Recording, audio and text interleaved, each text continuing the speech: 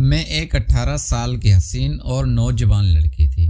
ہمارے گھر کے حالات کچھ زیادہ اچھے نہیں تھے اور مجھے کام کی بہت زیادہ ضرورت تھی۔ میری ایک دوست نے بتایا کہ فلاں جگہ پہ چلی جاؤ، تمہیں کام مل جائے گا۔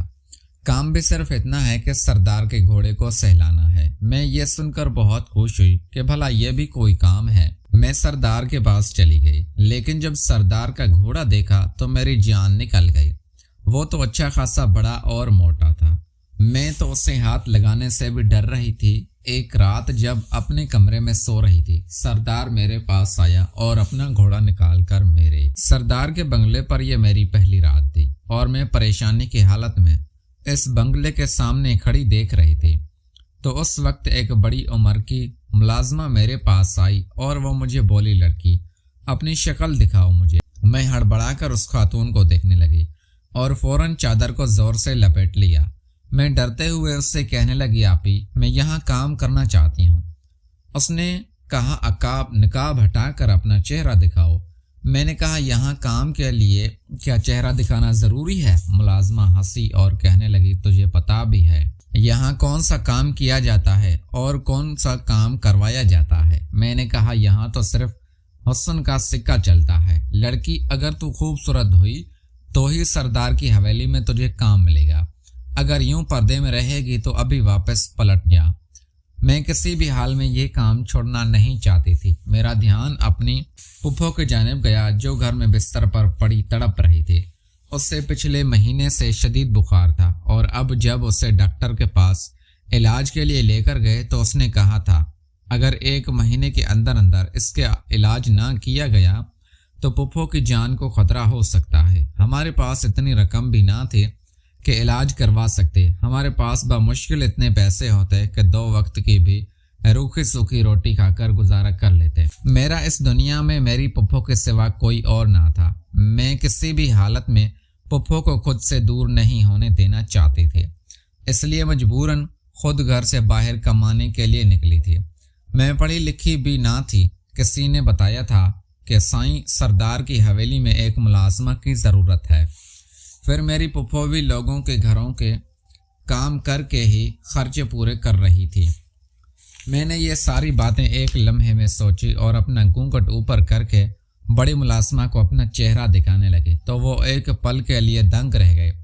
کہنے لگی، تم نے بہت بڑی غلطی کر دی یہاں آ کر۔ تم نوجوان ہو اور اوپر سے کمال کی خوبصورت بھی۔ تجھے دیکھ کر تو سردار کا گھوڑا اچھل پڑے گا۔ میں نے ملازمہ کی بات کو نہ سمجھ سکی اور کہنے لگی کہ کون سا گھوڑا؟ کیسا گھوڑا؟ مجھے تو یہاں پر نوکری کا بتایا گیا تھا۔ ملازمہ فوراً بات بدل کر، بس تم یہی بیٹھی رہو۔ کہنے لگی، جیسے سردار سائیں آئیں گے تجھے تیرا کام بتا دیں گے۔ میں خاموشی سے وہیں پر ایک جانب ہو کر بیٹھ گئی۔ وہاں کی ملازمہ تھی جو کام کر رہی تھی، مگر حیرت کی بات تو یہ تھی کہ کام کرنے والی سب عورتیں مجھ سے بڑی عمر کی تھی اور انتہائی بد شکل و صورت کی تھی۔ کوئی بھی جوان لڑکی وہاں پر نظر نہیں آ رہی تھی۔ شام ہوئی تو ایک بڑی گاڑی گھر کے صحن میں آ کر کھڑی ہوئی۔ یقیناً سردار کی گاڑی تھی۔ میں نے فوراً اپنے چہرے پر نقاب لگایا اور نقاب میں کھڑی ہو گئی۔ سردار گھر میں داخل ہوا تو سیدھا اپنی بیٹھک میں چلا گیا۔ جب اس سے میرے بارے میں بتایا گیا تو سردار نے مجھے اپنی بیٹھک میں آنے کا کہا۔ میرے تو وجود میں ایک پل کو سسک سی دوڑ گئی تھی۔ آج سے پہلے میں نے کبھی بھی کسی مرد سے بات نہ کی تھی۔ میں نے بڑی ملازمہ سے کہا کہ بڑی آپی آپ میرے ساتھ چلیں، مجھے سردار سے شرم آتی ہے۔ تو ملازمہ فوراً پلٹ کر دیکھنے لگی اور بولی، مجھے اور بھی کام ہے، چھوڑو جاؤ اور جا کر سردار کی بات سنو۔ اب تمہارا کام ویسے بھی سردار کے کمرے میں ہی ہوگا نا۔ نہ جانے وہ کیا بات کر رہی تھی۔ مجھے پسینہ آ رہا تھا مگر مجھے یہ نوکری ہر حال میں چاہیے تھی۔ میں دھیرے دھیرے سے چلتی ہوئی بیٹھک میں داخل ہو گئی۔ سردار ایک پکی عمر کا مرد تھا۔ اس کی عمر مجھے 40 سے 50 سال کے قریب لگ رہی تھی۔ وہ سر جھکائے اپنے موبائل میں مگن تھا۔ میری موجودگی پا کر بھی سردار نے ایک بار بھی نظر اٹھا کر میری جانب دیکھنے کی کوشش نہ کی اور کہنے لگا، تمہیں ملازمہ نے کام تو بتا ہی دیا ہوگا کہ تمہیں یہاں کس لیے رکھا گیا ہے۔ میں ہڑبڑا کر کہنے لگی، نہیں صاحب، مجھے تو کہا گیا تھا کہ کام آپ بتائیں گے۔ وہ کہنے لگے کہ جاؤ میرے کمرے میں وہیں آ کر تمہیں سارا کام بتاتا ہوں۔ میں حیرانی سے سردار کا چہرہ دیکھنے لگی۔ مجھے یوں دیکھ کر وہ مجھے گھورنے لگا اور بولا کہ تمہیں سنائی نہیں دیتا، کانوں سے بہری ہو کیا؟ میں نے کہا چلو میرے کمرے میں، وہیں آ کر تمہیں تمہارا کام بتاتا ہوں۔ میں ڈری سہمی فوراً کمرے سے نکلی اور مالک کے بتائے ہوئے کمرے میں جانے لگی۔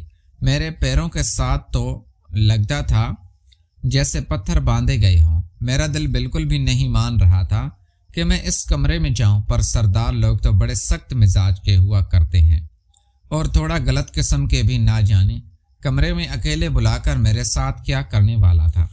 میں ڈرتے ہوئے سردار کے کمرے میں داخل ہوئی تو میرے ہوش اڑ گئے۔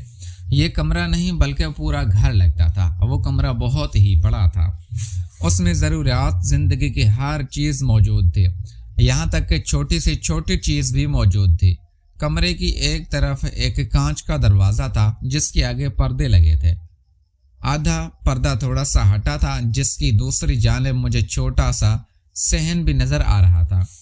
یہاں پر آ کر اگر کسی شخص کو رہنا پڑے تو وہ بغیر اس کمرے سے باہر نکلے بھی بآسانی زندگی گزار سکتا تھا۔ میں سردار کے کمرے میں ابھی کھڑی ہر چیز کو بغور دیکھ رہی تھی کہ تبھی سردار کمرے میں داخل ہوا۔ مجھے پیچھے سے دیکھ کر وہ جا کر سامنے صوفے پر بیٹھ گیا اور کہنے لگا آ کر مجھے اپنے بارے میں بتاؤ، آج سے پہلے تم نے کتنے گھوڑے سہلائے ہیں؟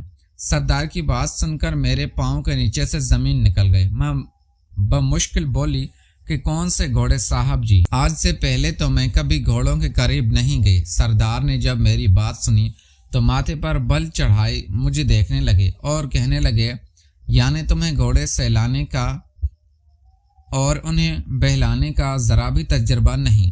میں بھوکلا گئی اور فوراً دہاڑے مار کر رونے لگی۔